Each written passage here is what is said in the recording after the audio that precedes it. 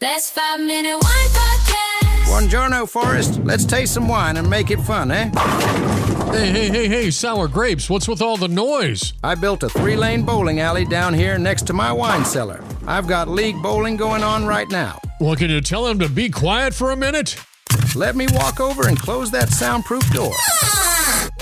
Okay, let's dive into today's episode, the 5 steps of wine tasting. Step 1, see. Yes, see the wine. Hold it up to the light. If you can't see through it, either it's a red wine or you forgot to take the cap off. Good advice. Step 2, swirl. Swirl the wine. It's like doing a mini tornado in your glass. Just don't get too excited and spill it on your date, unless you need an excuse to leave. Haha. Step 3, sniff. Sniff like you're trying to identify the mystery smell in your fridge. Get in there. If you smell wet dog, send it back. Otherwise, enjoy the aromas. Oh boy, I'm getting hints of laundry day. Step 4, sip. Take a small sip.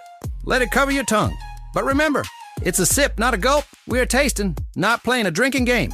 At least, not yet. And finally, step 5, savor. Savor it. Let it linger like a great story. If the taste disappears faster than my hairline, it's probably not a great wine.